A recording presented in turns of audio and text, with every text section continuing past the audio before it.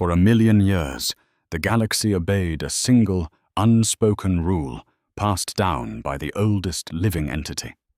Never attack the third planet of the Sol system. The ruling powers thought it was a myth. They thought humanity was weak. They were wrong. By the time the Council realized the truth, their fleets were already burning. The Grand Assembly of the Galactic Council was a chamber built to inspire absolute submission. Carved from the hollowed-out core of a dead moon, its walls were lined with the banners of 1,000 subjugated worlds. At the center of the vast amphitheater stood the high podium, where High Counselor Desmond looked down upon the gathered representatives. Desmond was a pragmatist, a military architect who had spent his 300-year lifespan expanding the Council's borders through sheer, overwhelming force. To him, the galaxy was a chessboard, and every unaligned system was a piece waiting to be captured. The holographic projector in the center of the room illuminated with the image of a blue and green marble. Earth, the Sol system, Desmond's voice echoed through the chamber, amplified by acoustic dampeners to sound like the voice of a god. Rich in liquid water, heavy metals, and a biosphere uniquely suited for mass agricultural terraforming. Their indigenous species, humanity, has barely managed to achieve crude, faster-than-light travel. Their unified government is fractured, their ships rely on primitive fusion drives, and their planetary defense grid is laughable. I propose an immediate pacification campaign. We will absorb them before they become a nuisance. A murmur of agreement rippled through the assembly. The conquest of Sol would be highly profitable, a mere stepping stone in the Council's endless march. But then, a heavy mechanical breathing filled the room. The murmurs died instantly. From the shadowed alcove at the base of the chamber, a hover platform slowly ascended. Upon it sat Enoch. No one knew Enoch's true age, nor his original species. He was a creature of cybernetic life support, his withered, pale body encased in a tangled web of fluid-filled tubes and pulsing neural cables. He was the archivist, the oldest living being in the known universe, the sole survivor of the precursor wars that had shaped the galaxy eons ago. He rarely spoke, and when he did, entire civilizations paused to listen. "You will not go to Sol." Enoch's voice was a dry, rasping whisper that cut through the silence like a scalpel. "You will not look at them. You will not chart their space. You will erase their coordinates from your nav computers, and you will leave them to the dark." Desmond frowned, his pride bristling. "Venerable Enoch, with all due respect, we have analyzed their capabilities. They are barely a Tier 2 civilization. Their greatest vessels are slow, armored in crude titanium alloys. What threat could they possibly pose to the Grand Armada?" Enoch's hollow eyes locked onto Desmond. "You look at their current state of peace, and you see weakness. You see an unrefined species fumbling with rudimentary tech. You are blind, Desmond. You evaluate their weapons, but you have failed to evaluate their nature." Enoch raised a trembling mechanical appendage, and the hologram of Earth shifted. It began playing rapid, chaotic flashes of human history. Muddy trenches filled with dying soldiers, cities leveled by firebombing, towering mushroom clouds blooming over deserts. "I have watched them since they lived in Povs," Enoch said, his voice dropping to a terrifying timbre. "I watched them invent the spear, and less than a fraction of a galactic cycle later, I watched a man named J. Robert Oppenheimer stand in a desert at a place they called the Trinity Site, looking at the fire of a star he had just unleashed upon his own world. I watched them build corporate empires, entities like Lockheed Martin and Boeing, whose sole purpose was the perfection of slaughter. I watched them invent mutually assured destruction. Do you understand what that is, Desmond? The assembly was silent. It is a doctrine, Enoch continued, where a species is so profoundly violent that the only thing keeping them from annihilating each other is the guarantee that everyone will die if a single weapon is fired. They did not achieve peace because they evolved past war. They achieved peace because they perfected war so completely that they had no choice but to stop, lest they cease to exist. Desmond scoffed, waving a dismissive hand. Ancient history, tribal squabbles. The Council commands plasma lances that can boil oceans, Enoch. We have shielding that can withstand localized supernovas. A species that used primitive atom splitting to settle disputes is no match for us. They are not primitive, Enoch warned, leaning forward, his life support monitors beeping erratically. They are restrained. They wear a mask of mundane mediocrity because they know the monster that lives inside them. If you attack Earth, you will not face the peaceful explorers they pretend to be. You will force them to take off the mask. And you will awaken a terror that this galaxy has not seen since the dawn of time. Desmond stood tall, adjusting his ceremonial robes. The Council respects your age, Enoch, but we do not fear ghosts. The vote stands. The chamber erupted into a chorus of approvals. The pacification of Sol was authorized. Enoch lowered his head, the holographic feed cutting out. Then you are already dead, the ancient being whispered to the empty air as his platform descended back into the shadows. And God help us all. Fleet Admiral Gideon stood on the observation deck of his dreadnought, the Righteous Fury. Around him, 3,000 warships dropped out of hyperspace, a shimmering wave of silver and gold that blotted out the distant starlight. They had arrived at the edge of the Sol system, just past the orbit of Neptune. Gideon was a veteran of 40 planetary conquests. He knew the routine. Arrive in overwhelming numbers, shatter the orbital defenses, broadcast a demand for unconditional surrender, and land the occupation forces. It was a mathematical certainty. Sensors are sweeping the system, Admiral, his chief tactical officer, a young commander named Hayes, reported.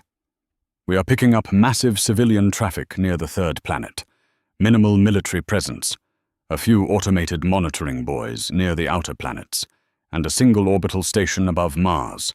No energy shields detected, no plasma signatures. Gideon smiled. Exactly as intelligence reported. They are completely exposed. Target the Martian orbital station. Let us give humanity a demonstration of Council power. Fire the main lance. From the bow of the Righteous Fury, a blinding beam of superheated plasma tore through the vacuum of space. It crossed the distance in a fraction of a second, striking the Martian station perfectly dead center. The structure vanished in a silent, brilliant flash of blue light. Gideon waited for the panicked transmissions. He waited for the pleas for mercy, the chaotic scrambling of civilian ships trying to flee. Instead, his console went dead silent.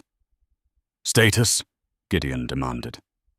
Admiral, Hayes said, his voice suddenly tight with confusion. The debris from the Martian station, it's not dissipating. It's moving. Moving? What do you mean? I mean it wasn't a civilian station, sir. The plasma lance didn't vaporize it. It cracked an outer shell. On the main view screen, the smoke and plasma residue cleared. Where the fragile orbital station had been, a massive, jagged structure now hung in the void. It was completely black, absorbing the light of the distant sun. It had no windows, no visible thrusters, and no smooth aerodynamic lines. It was a brutalist monolith of dark, dense matter. Sir, we are receiving a transmission, Hayes said, his hands trembling over the console. Audio only. It's coming from Earth. Put it through, Gideon ordered, narrowing his eyes. The bridge speakers crackled, and a human voice echoed through the pristine command center. It was a deep, gravelly voice, speaking in a calm, almost bored cadence. This is General Arthur Wright of the United Nations Global Defense Directorate. To the unidentified fleet entering our system, you have fired upon a sovereign human installation. We have disabled our civilian limiters. You have exactly 30 seconds to power down your weapons and surrender your vessels, or you will be categorized as an extinction-level threat and dealt with accordingly. Gideon let out a short, barking laugh.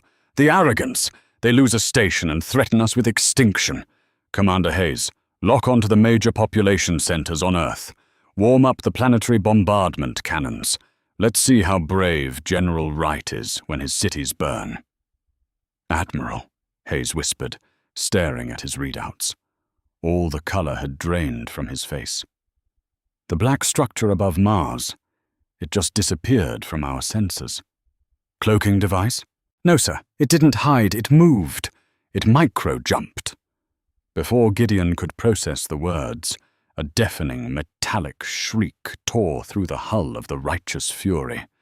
The entire dreadnought violently pitched to the side, throwing Gideon to the deck.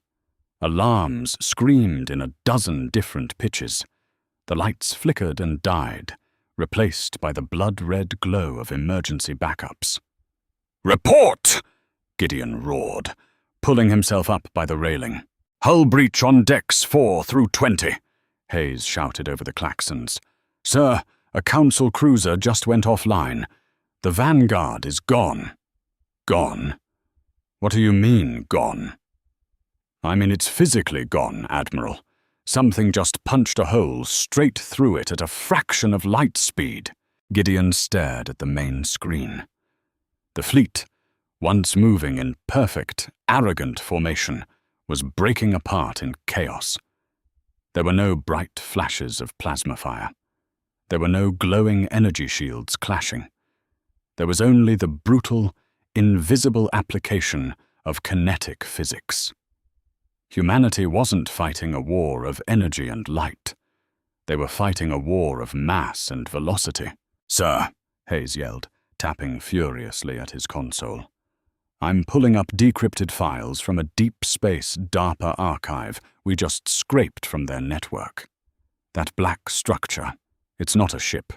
It's a Kasaba howitzer array, a directed nuclear pulse weapon. They aren't using fusion to power their ships. They're using it to drive solid tungsten slugs at 99% the speed of light." Another silent, invisible impact struck a Council dreadnought off their port bow. The massive ship simply snapped in half, its advanced energy shields completely useless against a solid projectile moving with the kinetic energy of a small asteroid. General Wright's voice returned over the comms, cold and devoid of any emotion. 30 seconds have passed. Protocol Dead Hand is now active. May God have mercy on your souls, because we ran out of it a long time ago. Suddenly, the space around the Council fleet erupted. The outer planets, which Gideon's scanners had dismissed as barren rocks, began to shed their crusts. What the Council had thought were automated monitoring buoys were targeting lasers. Entire hollowed-out asteroids, heavily fortified and packed with thousands of megatons of ordnance, revealed themselves. Earth hadn't been undefended. The entire Sol system was a carefully disguised minefield, a colossal interconnected kill-box designed by paranoia and perfected by centuries of human ingenuity. "They played us," Gideon whispered, the blood turning to ice in his veins. He remembered the archivist's warning. They wear a mask of mundane mediocrity. "Admiral, they are launching drones from the dark side of their moon. Millions of them. Sir, They aren't targeting our ships. They're targeting our engines. They're boxing us in. Gideon realized with horrifying clarity what was happening. The humans weren't just trying to repel the invasion. They were trapping them. They were ensuring that not a single Council ship would ever leave the system to report back. "Spin up the hyperdrives!" Gideon shouted, true panic setting in. "Full retreat! Get us out of here! Navigation is jammed. They're flooding the system with localized gravity wells. We're locked in." Through the viewport, Gideon watched as the stars themselves seemed to go out, eclipsed by the sheer, overwhelming swarm of humanity's hidden arsenal. The primitive, peaceful civilization had vanished, replaced by the apex predators of the galaxy waking from a long, self-imposed slumber. And as the first wave of human kinetic interceptors breached the Righteous Fury's hull, Gideon's last thought was of Enoch, the old being who had tried to save them from the greatest mistake in galactic history. The holographic projection in the center of the Grand Assembly flickered, stuttered with a harsh electronic whine, and dissolved into a violent storm of white static. A suffocating, absolute silence fell over the massive chamber. It was a silence so profound and heavy that the ambient hum of the atmospheric recyclers sounded like a roaring turbine. High Counselor Desmond gripped the polished edges of the high podium, his knuckles turning a bruised, mottled purple beneath his pale skin. "Re-establish the feed," he snapped, his voice completely stripped of its earlier godlike resonance, replaced by the reedy thin pitch of a cornered animal. Down in the sunken comms pit, Senior Communications Director O'Connor's hands flew across his haptic terminal. His face was bathed in the harsh, flashing red glow of critical error messages. "I'm trying, High Counselor. The subspace relays are physically operational, but there is absolutely no signal to receive. The entire localized network around Sol is completely dark. We are blind." "Then switch to the deep space telemetry, boys," Desmond roared, his carefully maintained composure shattering in front of the gathered elite of 1,000 worlds. "I want eyes on the Grand Armada immediately." O'Connor swallowed hard, his throat dry, as he tapped a bypass sequence into the console. The central hologram flared back to life with a blinding flash, projecting raw, unformatted alphanumeric data rather than visual optical feeds. "Telemetry received from the outer system passive boys, sir." O'Connor's voice cracked, sounding incredibly small in the vast chamber. It's the automated casualty ledgers." A collective shuddering gasp echoed through the assembly as the data dynamically organized itself into a brutal, undeniable ledger of annihilation. Grand Armada. Status: Sol System Engagement. Fleet, Designation, Ship. Count Pre-Engagement. Status. Post-Engagement. Status: Survival Rate. First, Vanguard, 850. Optimal, Catastrophic Hull. Failure, 0.00%. Second Flotilla, 1,200. Optimal vaporized/missing, 0.00%. Core Dreadnoughts, 450. Optimal total systems. Collapse, 0.00%. Support and logistics, 500 optimal captured/disabled, less than 1.50%. Desmond stared at the floating numbers, his mind violently rejecting the mathematical reality presented to him. 3,000 elite warships, the undisputed fist of the Galactic Council, a force that had brought entire sprawling star clusters to their knees over centuries of conquest. Wiped out in less than 40 minutes. How? Desmond whispered, the word escaping his lips like a dying, rattling breath. How does a Tier 2 civilization shatter polyalloy armor and energy shields designed to withstand direct solar flares? From the deepest shadows of the assembly floor, the rhythmic, mechanical hum of Enoch's life support platform resonated. The ancient archivist ascended once more, his hollow, cybernetic eyes fixed unblinkingly on the cascading data stream. Because, Desmond, your shields are designed to deflect directed energy. Superheated plasma, focused lasers, ionized particle beams. You fight with light, heat, and radiation. Enoch rasped, his voice echoing with grim, inescapable finality. Humanity does not. They fight with mass, inertia, and velocity. They bypassed your multi-layered energy defenses by weaponizing pure, unadulterated kinetic physics. Enoch raised a trembling metallic finger, and the telemetry shifted to display a highly complex array of mathematical readouts captured in the final microseconds of the dreadnought Righteous Fury. Observe their telemetry logs. They did not use fusion to power lasers. They utilized advanced linear induction to accelerate dense tungsten carbide masses to near-light speed. They hit your fleet with relativistic kill vehicles. The kinetic energy of a relativistic projectile is governed by the Lorentz factor, represented as gamma equals 1 minus c squared, v squared 1. When their projectile velocity v approaches the speed of light c, the energy yields become exponentially cataclysmic, Enoch explained, the screens around him filling with terrifying orbital mechanics equations. The total kinetic energy transferred upon impact is absolute. EK equals open parenthesis gamma minus 1 close parenthesis mc squared. Furthermore, Enoch continued, his voice dropping into a chilling register, the relativistic momentum P equals gamma mv meant your shields had no time to distribute the impact. Your defense grids tried to absorb thermal radiation, but they were struck by physical, solid mass carrying the kinetic energy of a small moon.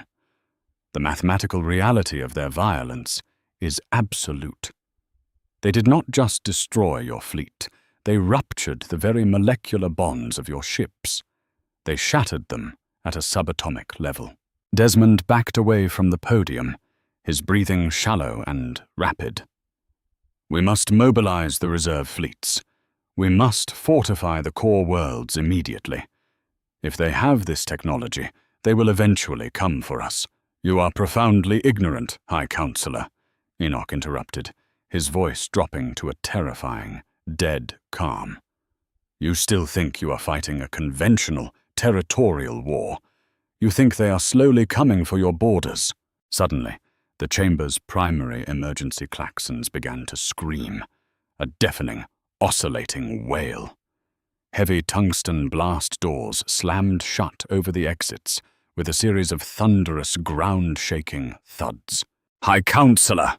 O'Connor shouted in pure panic, completely abandoning his post and backing away from his console. We are detecting massive spatial anomalies, not hyperspace jump ruptures. Something is tearing a localized hole directly through the fabric of real space, directly above our upper atmosphere. Impossible, Desmond stammered, spittle flying from his lips.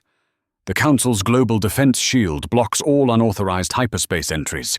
They cannot bypass the gravimetric locks. They aren't using hyperspace, sir, O'Connor shrieked, frantically pulling up the planetary defense grid diagnostics. I'm cross-referencing their warp signatures with a classified human archive we scraped. They are using an Alcubierre metric, powered by forced quantum singularities. They integrated tracking algorithms from a company called Raytheon and the localized propulsion frames from Northrop Grumman. They didn't just defeat our fleet, sir. In the last 3 weeks, they reverse-engineered the wreckage of our vanguard and bypassed our physical laws. Above the Council homeworld, The sky did not fill with the elegant, silver, aerodynamic warships of a civilized empire. Instead, a violent tear in reality ripped open, bleeding harsh ultraviolet light, exotic radiation, and severe localized gravity distortions. From the bleeding rift emerged the human fleet. They were monstrous. These were not the polished, delicate vessels of the Council. These were brutal, utilitarian slabs of dark, radar-absorbent gray armor plating, heavily scarred by orbital debris and rushed industrial manufacturing. They possessed no smooth lines, no artistic flourishes. They looked like massive, floating iron fortresses, bristling with modular weapon emplacements, CIWS turrets, and spine-mounted railgun batteries. At the center of the dark, menacing formation hung a dreadnought, so incomprehensibly massive, its localized gravitational shadow actually began to pull on the planet's oceans, causing immediate tidal anomalies. Painted on its brutally angled, heavily armored hull in stark, unforgiving white letters was a single name: UNS Oppenheimer. The sleeping giant hadn't just woken up. It had arrived at their doorstep. The atmosphere in this grand assembly was suffocating. The elite of the galaxy, the proud conquerors and bureaucrats who had dictated the fate of 1 billion worlds, were now trapped in their own chamber, watching the sky darken with human steel. The main communication screen flickered, bypassing every encryption protocol the Council possessed in seconds. The image of a human appeared. He wore a dark blue uniform, unadorned save for a few rows of faded ribbons on his chest. He was older, his face lined with deep crevices of stress and experience, his eyes a piercing icy gray. "I am Fleet Admiral Richard Carter of the United Earth Stellar Navy," the man said, his voice completely devoid of the bombast or theatricality the Council was accustomed to. He sounded like a man reading a weather report. "You have initiated an unprovoked war of extinction against the Sol system, under the United Nations Outer Space Treaty, specifically the revised Orion Accords. We have classified the Galactic Council as a hostile, predatory entity." Desmond stepped forward, his pride desperately trying to mask his terror. "You are trespassing in Sovereign Council space, Admiral. Your primitive parlor tricks will not shift you from the full might of our defense grids. Surrender now, and we may show your species mercy." Carter stared through the screen. He didn't blink. He didn't shout. He simply leaned forward, his gaze boring into Desmond's soul. "High Counselor, your defense grids were disabled 3 minutes ago by an automated cyber warfare worm developed by United States Cyber Command. Your planetary shield generator is currently locked onto by 12 separate orbital kinetic bombardment platforms. I am not here to negotiate a surrender, Desmond. I am here to accept yours." Desmond opened his mouth to order the planetary defense cannons to fire, but Sullivan's terrified voice cut him off. "Sir, the orbital cannons are offline. The power grid is offline. They own the network. All of it." The High Counselor froze. The reality of the situation crashed down upon him, a suffocating weight that brought him to his knees. The apex predators of the galaxy had not just been outgunned, they had been outthought, out-engineered, and thoroughly dismantled by a species they had deemed primitive. "You thought you were observing a weak species," Admiral Carter continued. "You saw a fragmented world. You saw a species that spent its entire history killing each other over land, over resources, over ideas. But you failed to understand the crucible that history created." Carter paused, letting the silence hang heavily in the chamber. "We did not build weapons of mass destruction because we are weak. We built them because we are terrified of the dark.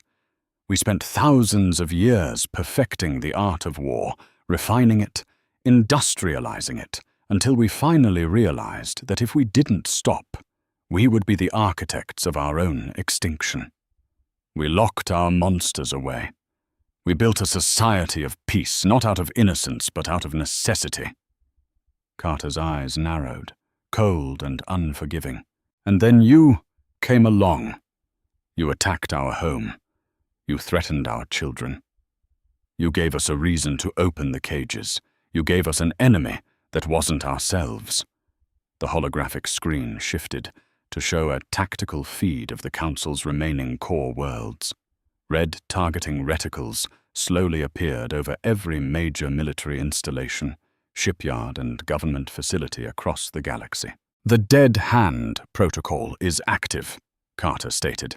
If you attempt to fire on our fleet, if you attempt to launch a counteroffensive, or if you refuse our terms, autonomous deep space stealth platforms will initiate systemic relativistic bombardment of your infrastructure. We will not conquer you. We will simply erase your capacity to ever make war again. Do you understand? Do you? Desmond knelt on the floor of the Grand Assembly, his majestic robes pooling around him, looking like a broken, pathetic figure. He looked up at Enoch, the ancient cybernetic being who had tried to warn them. Enoch looked down at the High Counselor, his mechanical eyes whirring with a sore, grim realization. I told you, Desmond. You awakened a terror this galaxy has not seen since the dawn of time. I warned you to leave them to the dark. Desmond slowly turned back to the screen, his voice trembling, defeated. What are your terms? Total demilitarization of the Galactic Council, Carter replied instantly.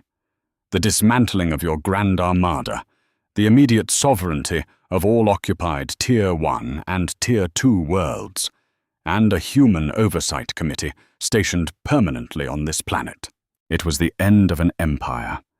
The Galactic Council, which had ruled for millennia through fear and overwhelming force, was broken in a single afternoon by a species from a muddy, blue world on the edge of the galactic spiral.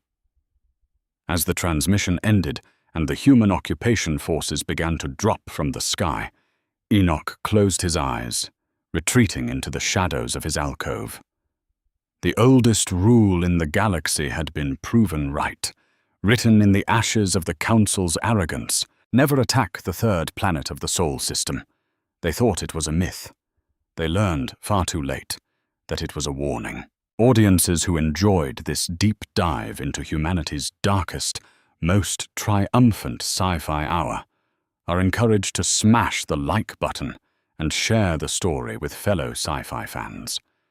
Viewers should not forget to subscribe and ring the bell so they never miss out on more epic HFY tales, galactic drama, and mind-bending space lore. Commenters can leave their thoughts below on what the Council's biggest mistake was, and the channel looks forward to seeing everyone in the next video.